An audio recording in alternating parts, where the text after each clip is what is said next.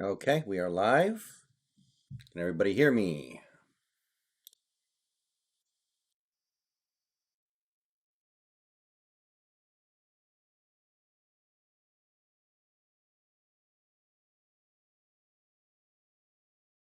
Yeah, I like Michael Manette. Hey, Mask, how's it going? All right, so I'm going to chill here for a little bit, let some people come in, and then we'll get started.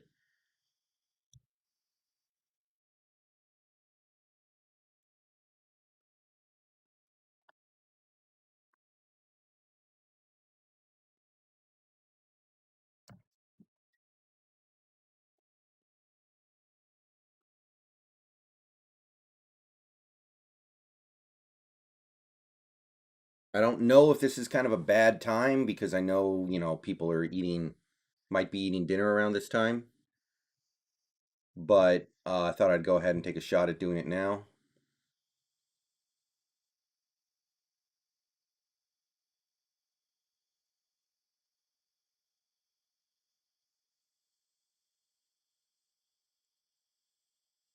Yeah, I'm going to talk about both those guys in this video, Mask.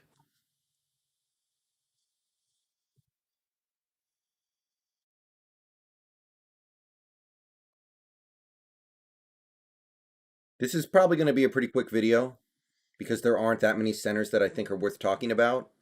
And a lot of the centers that I think are worth talking about are centers I actually don't like. But nevertheless, I thought I'd go ahead and, for the sake of being a completionist, just do it because I talked about centers for half a week, so I may as well follow up.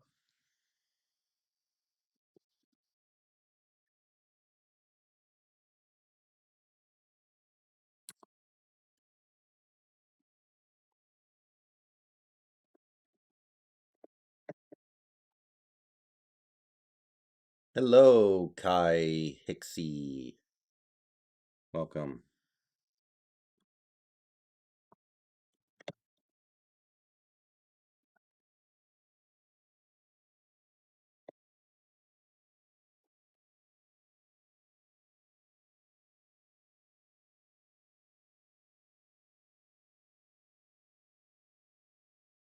All right. I'll give it another minute or two, and then we'll go ahead and get started.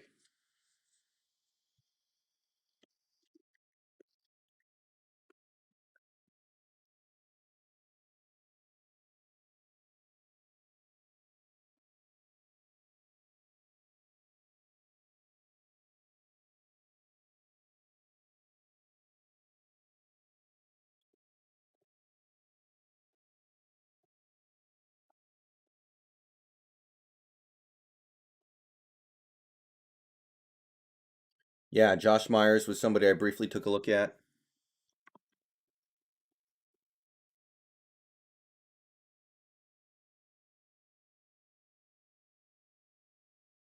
Okay. I'm going to go and get started here. We don't have that many people in here, but it's whatever. And again, I don't think this video is going to take that long. It's also not going to be that compelling because we're mostly going to be talking about uh, center prospects. And I've gone on record many times, and I stand by this, that this center class is not particularly good. But I'm going to give people in the comments in the stream chat a chance to convince me that I'm wrong.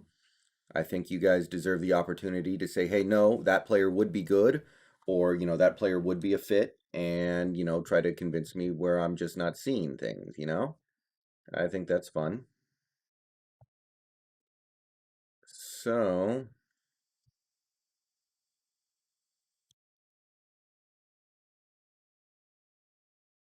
with that being said, let's go ahead and get underway. So, let's see here. Okay, so these are the top center prospects in this draft. These four guys are probably going to be the top four centers off the board unless Miernens falls, which is possible. Landon Dickerson, Creed Humphrey, Josh Myers, and Quinn Miernens. These guys, the top two have a good chance of going in the first or top half of the second. The bottom two are likely to be third, maybe late second round picks. So, with that being said, Could we move Damian Lewis to center without diminishing his value? Possibly. I'd prefer not to do that, Jeff, but it is possible. All right, so I looked at all four of these players, and I'm just not feeling it. Landon Dickerson is very, very strong and very, very big. He's 6'6" and 326 pounds.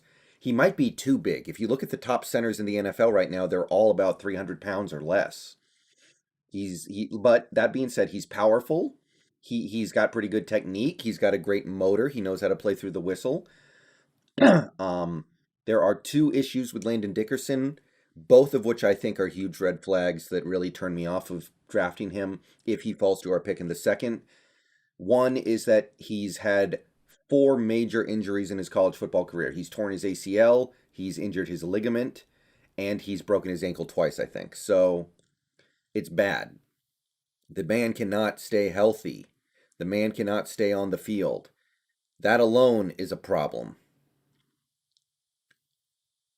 The other problem, which I think is maybe even a bigger deal for this team, is he's not a very good athlete by his own admission. And he basically, when you're evaluating centers in this draft, what I did is I kind of separated everybody into two categories. One category was players who played in a phone booth, and then you had other players who played in space. And Landon Dickerson seemed to play in a phone booth. He would hike the ball, he would look up, and he would see the guy in front of him, and he would go block him. And that's all there was to it, basically. And he was great at that. But Landon Dickerson played in the phone booth. And he's not very fast, and he's not a very good athlete. So you put him in space, you're not going to get the same results. So my final conclusion on Landon Dickerson was I'm not interested in him. If anybody in the comments feels otherwise, feel free to say so, but I'm not feeling the Landon Dickerson thing right now. Okay, so the next prospect I took a look at was the next name on our list, Creed Humphrey. He's a little smaller and a little quicker. He is. Creed Humphrey is a little lighter on his feet. He had a faster 40 time, and he's about 15 pounds lighter. Frankly, I think Creed Humphrey will probably not fall to us in the bottom part of the second. I think it will be very hard for him to fall further than Pittsburgh. I think Pittsburgh is probably going to draft him if he falls that far, and they pick one spot ahead of us. Now, Creed Humphrey is another great prospect. He was a 3-year starter, I think he started every game over the last 3 years for Oklahoma. They had one of the best offenses in the league over the last 3 years. Very strong, and he's got a big frame. He's not heavy like Dickerson, but he's got a large frame, and he's very smart. He's a great combination of a lot of different appealing assets. However, while Creed Humphrey is more of an athlete than Landon Dickerson, I still believe that he is a limited athlete. And at Oklahoma, he played in the phone booth. He did. I'm sorry to say it, but the man played in the phone booth. That doesn't mean he can't play in space. What it means is that he would have to learn how to, and I'm not interested in spending my second round pick on a red shirt. This team needs contributors now. So my second evaluation of Creed Humphrey produced less than promising results, and while I think he's going to be a very good player, I don't think Creed Humphrey is going to be a good fit for this offense. If anybody in chat wants to disagree with that, go ahead and say so, and I'll address comments later. Okay, the third guy we're going to look at here is Josh Myers from Ohio State. He's the same height and weight as Creed Humphrey. 6'5", 312 pounds. A couple places have him going at the bottom of the second, but most places have him going around the third. Maybe even later than that. Josh Myers could fall a little bit more than expected. This guy is worth talking about because he does have good lateral mobility. I will give him that. I will give Josh Myers that. It seems like he's good laterally. He's got good build and good strength, and that alone should carry him to being a decent NFL player.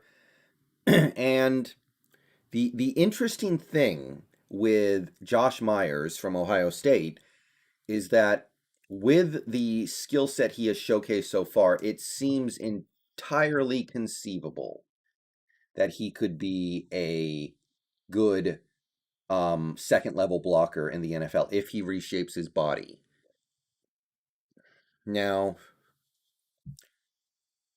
do we want to take that chance? Because as of right now, when I look at Josh Myers, I see a player who is probably going to be in the phone booth at the start of his career. He's going to be a phone booth blocker. And he'll probably be pretty good at it, but that's, again, that's not exactly what I'm looking for. So as of right now, he doesn't have very good quickness or balance or control in space. If you ask him to go make blocks in space down the field, second level, third level blocks, I I'm not feeling this one either. It's a risk. If you take Josh Myers, he might be able to reshape his body, but I gotta say I'm not really into it. So those are my thoughts on Josh Myers. Don't really want him. Again, please comment in the chat if you disagree. And the last guy, and this is the one I know is going to irritate some people, but the fourth and final prospect I looked at was Quinn Miners from Wisconsin Whitewater. So a lot of people hyped this guy up. A lot of people commented in my streams about how we need to get this guy, about how he's going to be the second round pick. And I was kind of like, okay, cool. We found a center that we actually like. We found a center who's going to be a good fit. And then I scouted him, and I got to tell you guys, I don't know what it is that you guys are seeing other than a cool story because I don't see anything else appealing here. I'm sorry. Not to say that he's going to be a bad player, but I think he would be a bad pick for this team. Um, as for where he might get drafted, he's projected to go anywhere from the bottom part of the second round to the top part of the fifth round, according to the websites I looked at. He is a rags to riches story. He's got the size. He's 320 pounds and 6'3". He's actually a little wide around the wide around. He's actually a little big. He's actually maybe a little too heavy. He got a lot of experience playing at Wisconsin Whitewater. And then he showed up at Mobile, Alabama, and he looked like he belonged. He looked like a guy who should have been playing center for a major school. He was winning his battles against really good tackles at the Senior Bowl. He's got a strong understanding of how to use his strength, so he knows how to utilize his strength to excel. So there are good things about Quinn Miners, but first of all, after reviewing some of the scouting reports and taking a look at some of the information on him, despite his experience, he's very, very raw. And from what I saw, the expectation is he's going to need a lot of coaching just to get off the practice squad in the NFL. He's going to need a lot of work if he wants to be an actual rostered player. So right away, my first thought is, are we really going to use our second round pick on a super red shirt? Are we really going to use our second round pick on a guy who, according to scouts, is probably not going to be a starter until year 3? So, yeah, right away, I'm kind of not interested.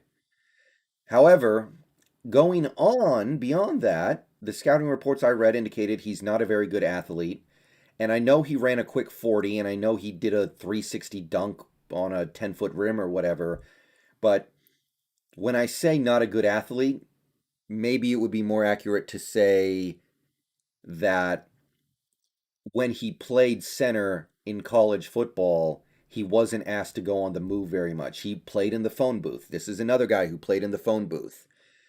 And to me, just because he can maybe become a move center doesn't mean he immediately will. If I'm understanding these scouting reports right, if you draft Quinn Miners, then you're probably looking at a guy who's going to redshirt for 2 years, and by year 3, hopefully you have a really good center who's athletic enough to be a move center. But that's about it. That's the best you can do.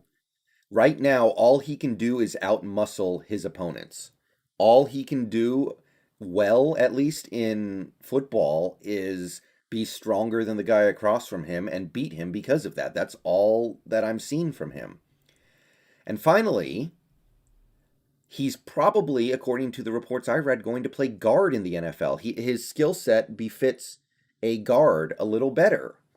So I'm really not feeling Quinn Miners, guys. So that's everybody. I don't think I can say too much else about that. I don't like any of these guys for the Seahawks offense. Not that they're going to be bad players. I think all of them have a chance to be pretty good in the NFL. Maybe not Dickerson because of his injuries. Maybe not Miernens because he's got so much stuff to work on. But they all have a chance to be good, but I don't like the fit. So before we move on, does anybody want to say anything about these four players in particular? Does anybody think these guys might do something that they didn't show in college? Or do you think that Shane Waldron might be okay with a phone booth center? Do you think that Shane Waldron might be okay with a guy who can't move? If that's true, then obviously that changes everything, although I would like to point out that I don't think we would have re-signed Ethan Posick for any amount of money if that were the case, because Posick is a pretty finesse center, so I don't know. But let me know what you guys think. Let's take a few minutes here, take a quick break to think about things. If you want to spend a top 100 pick on a center, these are the guys. Does anybody want to take one of these four guys with a top 100 pick? Lay it on me, guys.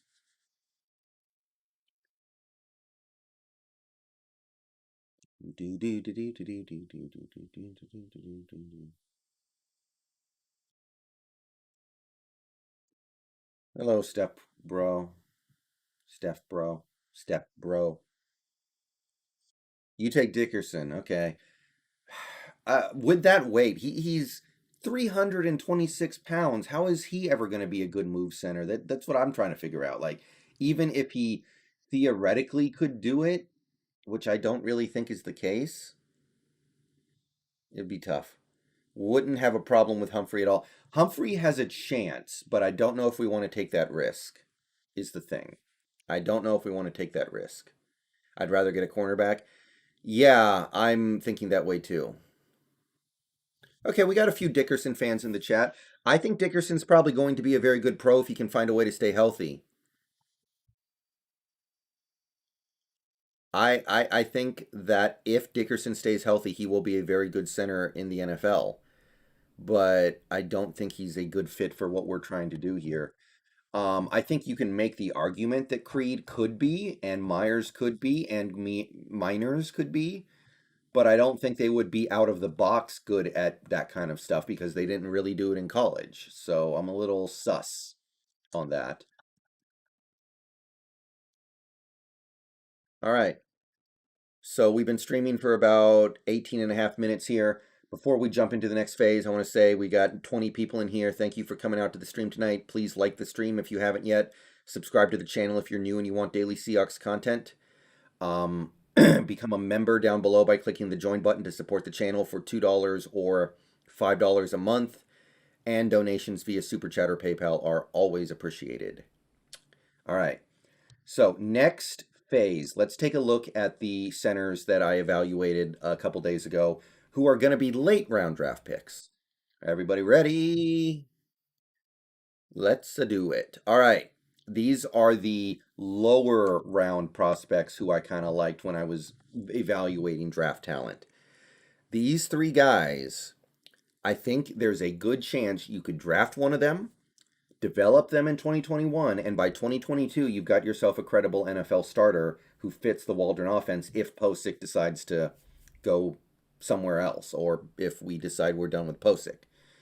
So these are the three guys that caught my eye because their skill set fits with what I think Waldron will want to do. Michael Manette, PFN really likes him. PFN, Pro Football Network, thinks he's going to go in the third, maybe the top of the fourth, but everywhere else thinks he's going to be a fifth round pick, a sixth round pick. The Draft Network actually thinks he's going to go undrafted. So, yeah. All over the place, but it seems to me that Manette is likely to go around the fifth round based off what I've seen. Well, Hillel, you'll see in a couple of days because I'm going to talk about other positions and you'll get a pretty good idea of how I'm feeling about certain positional needs by the end of that. Just give me till the weekend and you'll see. All right. So the first guy, Michael Manette, he's got a good frame so he can hold up against tougher interior defensive linemen. So he's not small. He's not too small to play center in the NFL by any stretch. 6'4", 306 pounds. That's good enough. That's more than good enough. Rodney Hudson is smaller than that. Corey Linsley's smaller than that. No problem. He's a good open field athlete for a center. He has good open field mobility and he's good blocking on the second level. That's the kind of stuff I wanted to see from a center prospect in this draft. So, right then and there, I'm like, okay, I think this guy might fit in the Shane Waldron offense. He also had a lot of experience playing center at Penn State. He might have been a 4-year starter, I'm not sure, but he started a lot of games. The problems with Michael Manette are he doesn't have tremendous reach or length. His arms are not that long. He's not a great long snapper, so shotgun snaps have been a little bit of an issue for him, but maybe that's something he can get better at. And he does have some poor habits, which you would expect from a player that you're probably going to get in the 5th round. So, yeah, there are some downsides. He is a player that you would probably want to groom for a year before he actually plays. But I think he could step in, take Fuller's spot as the backup center, and become the future center if Posick isn't working out. Okay. The second prospect I'm going to take a look at here is probably my favorite, Drew Dalman of Stanford.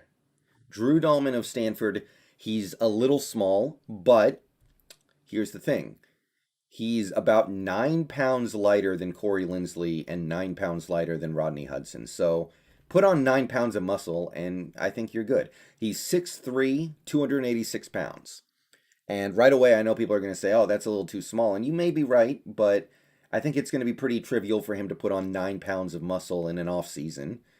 Go pound some steroids, my guy. Everybody does it.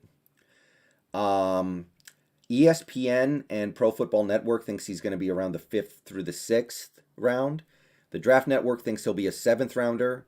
Pro Football Focus thinks he'll be undrafted, and so does Walter Football. So this guy is not a big-time prospect, but I think he may be a late riser. I think he might end up being like a 6th round pick, maybe even pushing into the 5th, but for now I'll say 6th round pick. He's a good athlete. He's got good balance in the open field. He's got good quickness in the open field.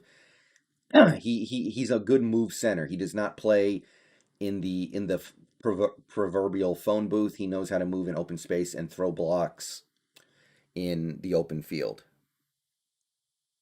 Hillel, I would definitely want to draft a cornerback. I know that.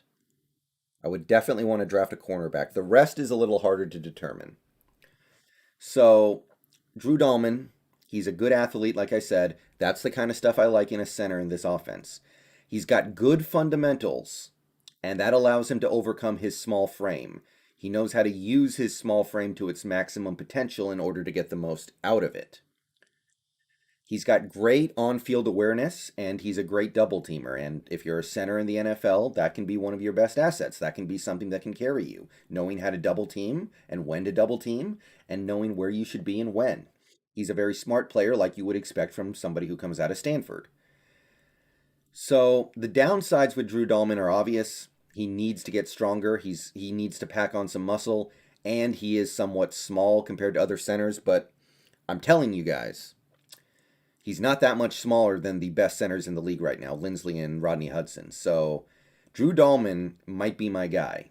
If you can get him in the 6th round, I'm all over that instantly. And I feel like Drew Dalman could be a year 2 starter. So yeah, that would be my take on him. All right, final guy we're going to take a look at in this group, the third and final guy would be Jimmy Morrissey from Pittsburgh. 6'3" and 300 pounds. Again, it's not very big, but it's big enough. We've been over this. Corey Linsley is lighter than that. Rodney Hudson is lighter than that. Most of the best centers in the league right now are sub 300 pounds. Walter Football really likes this guy. They think he's going to be like a third to fifth round pick. Everyone else thinks he's going to be either a seventh round pick or undrafted. So Jimmy Morrissey's probably going to be a sixth rounder at best and probably a seventh rounder. He has seventh rounder written all over him. This guy, and if you guys like fun little stories, here's one. This guy was a 4-year starter for Pittsburgh, and he began his career as a walk on. And he actually won an award, I think, last year for the best player in the nation who started their career as a walk on. So this dude has heart. This dude has something you can't quite calculate with stats and measurables, right? I guess he's a great technician. Whatever potential that he has, even if his potential in the NFL is a little low, he will get the most out of it because he's a great technician. And that's that's valuable for sure. Like I said, true technician. Now, there are a lot of problems with him, which is why he's going in the seventh in all likelihood. He's a decent athlete, but you would want a slightly better athlete given the fact that he's, not particularly big. He's probably good enough to be a center who plays in space, but you wish he was a little bit quicker, I think. I think he leaves a little bit on the table in that regard. He's not very strong, and he doesn't have the mean streak you want in offensive linemen. So there are some things that could be improved there, and some things that might just be what they are. I do believe, however, that Jimmy Morrissey would be a good fit for a zone scheme in the NFL, if anything. So he should slot in pretty well in what I think Waldron's trying to do. So Jimmy Morrissey would be the third and final late round prospect at center that I would be interested in drafting. So, what do you guys think about these guys? Just let me know in the chat. I'll address any comments, questions, and do the best I can. Those were the only three guys that stood out to me. So, oh, hello everybody who just joined the chat, by the way. Well, Hillel, the thing is, the thing with what you're saying is that we have Pete Carroll, and he's pretty good at grooming cornerback talent. So give him a rookie and let him figure it out. That's what he's done his whole career. Pigeon, I'm assuming you're late, but I kind of went over all the centers you can take in the second round, and I hate all of them. So, yeah, I'm assuming you missed the first part of this stream, Pigeon. I spent a long time talking about why I don't like any of the top centers. So, if you object to that, go ahead and voice your objection. But I don't like these centers very much at all. Okay, Brendon, my question is, do you want a center who goes more with being mobile, good for Waldron, or someone who has a strength in sheer pass blocking? Well, if you give Waldron what Waldron wants. If Waldron wants a move center, you give him a move center. If he wants a phone booth center, you give him a phone booth center. Whatever he wants, you give him, and you stay away from what he's doing. You don't tell him, oh, I want you to run the ball more. I want you to throw the ball to DK more. I want you to run this play. No, you let him build his offense and you let him run it. Okay? Butting in to your offensive coordinator's offense when you hire them to bring their schemes and their strategies in, that's bad. That's bad. Pigeon, I want a cornerback or a receiver or a tackle, maybe a tight end, but that's something I'm going to be uncovering in the coming weeks as I go through these videos.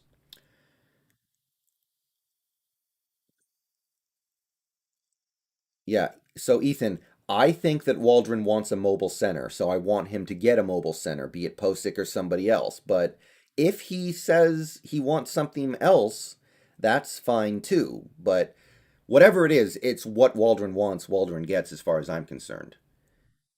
Pete doesn't even need to be in the meetings for the offense next year, as far as I'm concerned.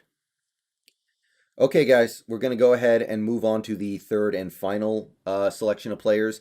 But real quick, I'm going to say once again, we got 25 people in here. Thank you for coming out to the stream. Please like the stream.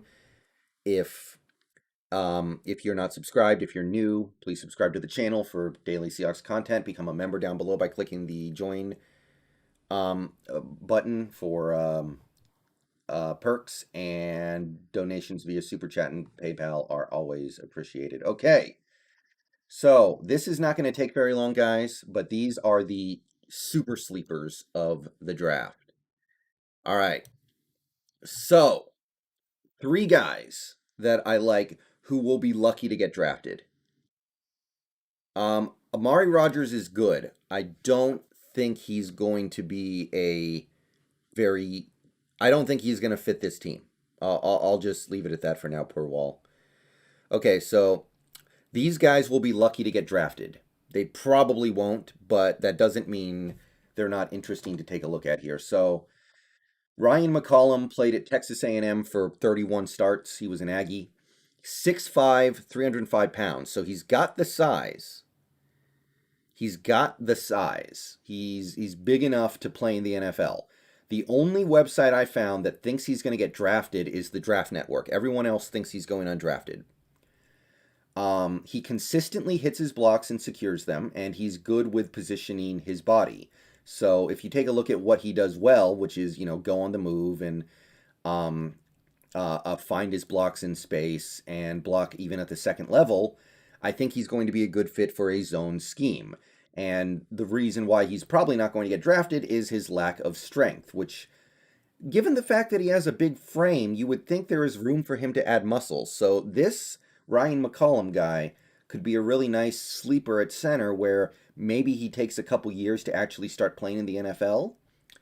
But don't count him out. Don't count him out. He's got the frame of a good center. He's got the athleticism of at least a good athletic center. He just needs to add some strength. And honestly, guys, this is probably the only super sleeper center in this draft who I'm really intrigued by. This next guy is good, but there is a caveat here. So let's go to the next name on this list. It's Kendrick Green of Illinois. He's 6'3" and 300 pounds. And I am trying to figure this guy out, and it's not easy to figure out. He's got the size. He's big enough. That's certainly the case. Pro Football Focus thinks he's going to be a high third rounder. Pro Football Network thinks he's going to be a late fourth rounder. And then the Draft Network, ESPN, and Walter Football all think he's going undrafted.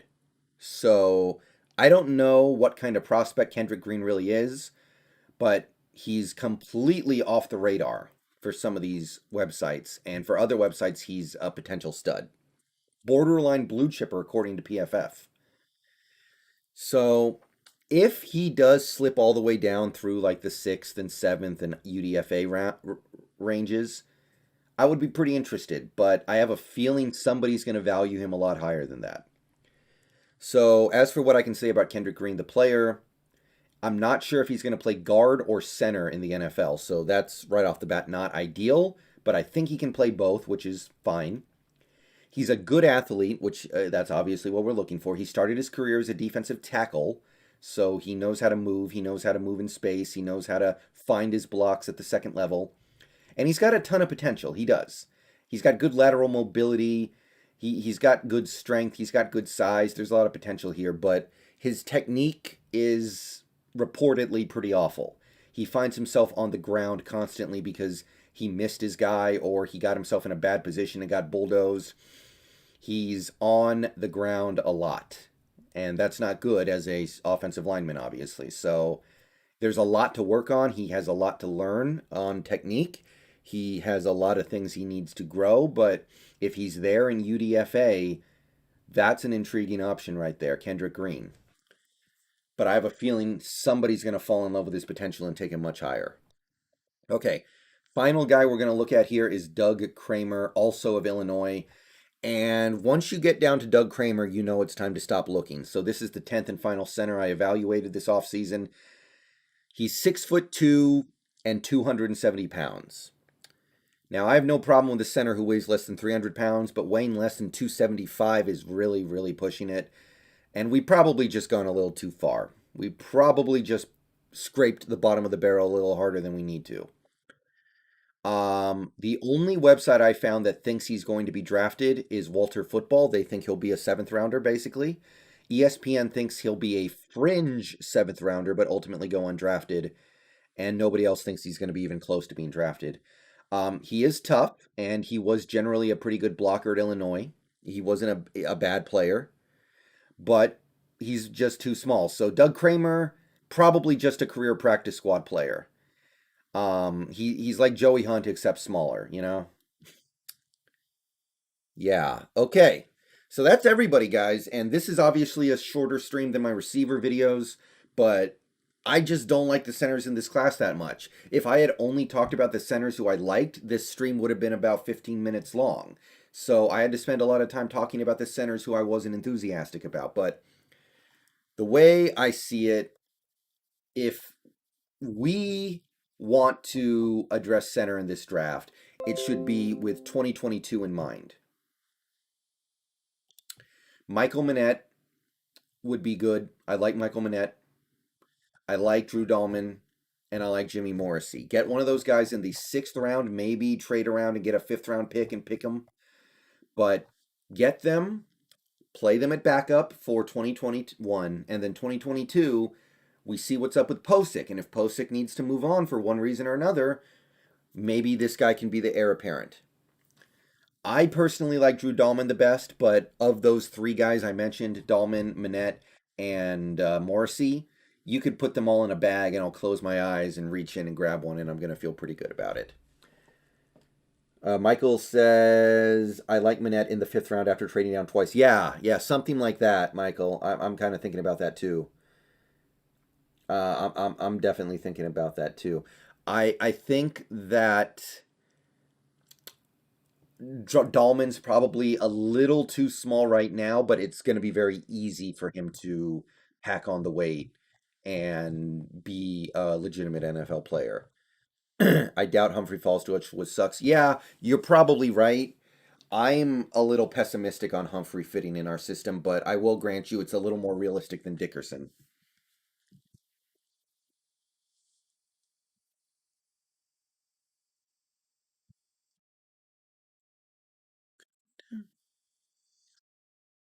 Um, the question I have is if we use our second round pick on a center, let's say somebody puts a gun to our head and says you have to use your second round pick on a center, who should we get?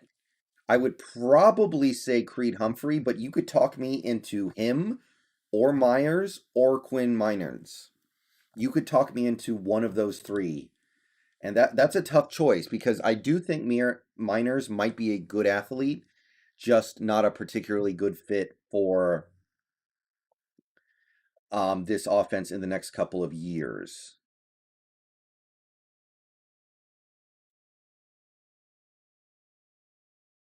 Yeah, I believe McCollum is someone that's probably good for Waldron scheme and something. Yeah, he's got the frame too. Like, I know it's very, very unlikely any of these UDFAs ever becomes a stud, but it does happen. It does happen sometimes. Robbie Tobeck was undrafted, wasn't he? Or he was like a very late round pick. I can't remember for sure, but I think Robbie Tobeck was undrafted, and he went on to be a very good center in his career. So you never know when you're going to find the next Robbie Tobeck. I don't feel too confident on Dickerson's health to be our center. Yeah, Dickerson has two massive red flags sticking out of his butt. I don't want nothing to do with either of them. Dickerson could be like Steve Entman in the NFL, and I don't know if anybody in the chat knows who Steve Entman is, but he might kind of end up being like that. Honestly, I'd go two picks on the O line because this division is scary now. Well, okay, here's the thing: our picks are second round, fourth round, and sixth round. Are you really going to get a player in those rounds that is going to make things less scary? No. Drew Dahlman against Aaron Donald is going to end very poorly. I can tell you that right now. Michael Manette as a rookie against Aaron Donald is going to end very poorly. You don't go to this draft with three crappy, mediocre picks at best and be like, hey, we want to get somebody to shut down J.J. Watt and friggin' Eric Armstead. No, you address that in free agency. We will probably trade down from 56 twice to around 80 and pick up around four extra picks. Yeah, yeah, Michael. I think that the talent in this draft is such that it makes a lot of sense to do that. My concern is, are we going to have enough roster spots? And are we going to have enough money? Because every rookie you bring on is like another 700 grand, at least. Some of them are like a million. Okay, Pigeon, I hear you. I Yeah, yeah, Pigeon, okay. But which offensive lineman can we draft that is going to make you trust the offensive line against Watt, Donald, and Jones? That guy doesn't exist, okay? Pigeon, like, unless you want to spend a second round pick on a center who might not even be a good scheme fit, that player doesn't exist. You're not going to draft Michael Manette and be like, oh, okay, we're good. We can stop Aaron Donald now. No, no. That's a bad idea. Do you really trust Posick though? Well, not especially, but I don't. I trust Posick more than I trust Quinn Minerns. I don't think Quinn Minerns is going to be NFL ready for at least 2 years. I don't think Manette, Dahlman, or Morrissey is going to be ready for a year. I like those players. Well, I don't really like Miernens, but I like some of those players, but I don't think they're going to be NFL ready. So how are they going to help make us feel better when we go up against Aaron Donald? Like, if you have an offensive line that you don't think is good enough, adding two crappy or two not ready to play in the NFL players is not going to make them better. Looking back on it, do you think it was a mistake to keep Posick? I would have rather gotten a better center, but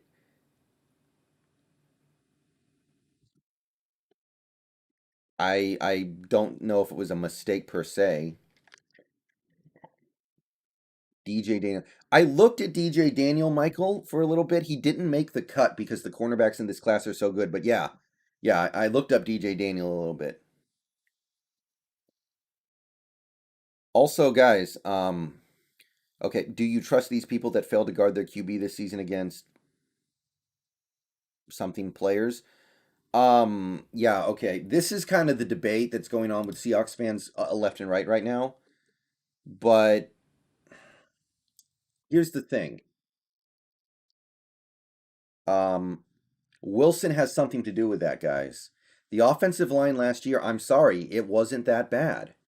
It wasn't that bad. It was actually probably one of the better offensive lines in the league. Wilson did stuff to make his job harder. So I can't get behind that.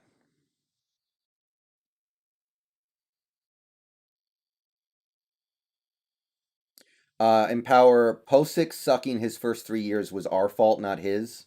I've discussed this before. No one's saying it's bad, Brendon. It just wasn't enough. Okay, well, my thing is, if you wanted to do something that would have changed things drastically, then you needed to sign Joe Thuney. You needed to sign Corey Linsley. You needed to sign one of these big name guys. You're not going to make it better by getting these rookies who are not even NFL ready. Like, think about it. We're talking about 2021 right now, right? We have to be good next year because we don't have a pick. And by the way, guys, I want to say this again. Posick might be a really good fit for the Waldron scheme. Posick's skill set might lend itself well to Waldron's scheme. Oh, I can't say for sure it's the case. Do you think Myers will be available in the third? Yes, Chandy, I do. Yeah, Empower's kind of on the right track. At this point, the only thing I think we can do to improve at center is sign Austin Ryder. That's the only thing we can do, in my opinion, to improve at center before the season starts. Maybe you could draft Josh Myers and he'll be better than Posick, but don't underestimate how hard it is to make that transition, guys. All right. So I think I've said everything that I can say. This is a very interesting position. This is literally a foreshadow back in free agency when you said we were ignoring the big centers due to price. Well, we didn't ignore all of them due to price. Like David Andrews went pretty cheap and we still didn't get him. Lindsley went fat and we didn't get him. That was understandable. But Andrews and Karras both went cheap and we still didn't get them. So that tells me either we really like Posick or we're just going to draft a center. And I'm telling you guys, the centers that we can draft that make sense to me are not going to be better than Posick as a rookie. Even if you think Posick sucks, which I don't, but even if you do, a fifth round or sixth round rookie is not going to friggin' just be able to outplay a veteran like Posick, a capable veteran like Posick. That it's not that simple. Drafted offensive linemen aren't trustworthy, but we had no option in FA except left after trade for Jackson. Yeah, I mean, we will probably draft a center. I think we will probably draft a center. I'm saying that that center is probably not going to be the starter in 2021. Um, Posick is going to be the weak link on the line, and maybe that's fine. You can afford to have a weak link on the line. You can afford to have. Now, even if we don't get a better center than Posick, there is value in depth. And Kyle Fuller should not be on an NFL roster.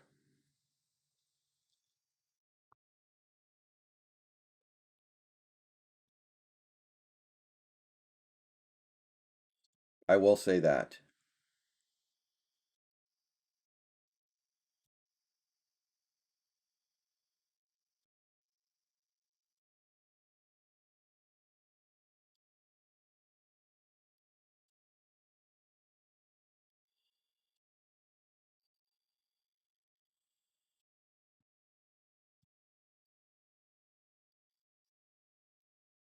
Yeah, yeah. I'm telling you guys, give Posick a chance in this new offense. I feel like maybe there's something there. All right, I'm going to stream for about 2 more minutes and then I'm going to get out of here. I will be jumping on video games right after we're done here. So if you guys want to keep talking about this, go ahead. But I will be jumping over to probably Viscera, but I'm not 100% sure. Yeah. So that's my take on the centers in this class. I think the play for the Seattle Seahawks in this draft is draft a center who will be competing for the starting job in 2022. Let groom them in 2021, and then you've got a chance to let the rookie take the job from Posick in 2022. But that's my take. The three guys that I listed in this video were the three guys that I would really like to go after. I think Antonio Brown can come to Seattle for sure. I don't think that's off the table at all. I mean, the team that signed AB last year won the Super Bowl, so we should have learned something from that.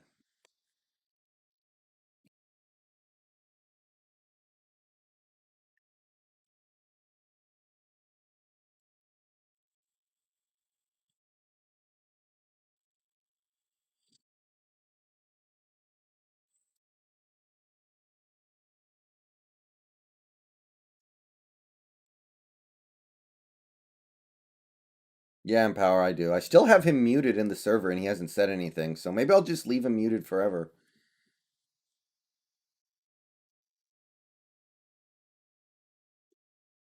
Crimed.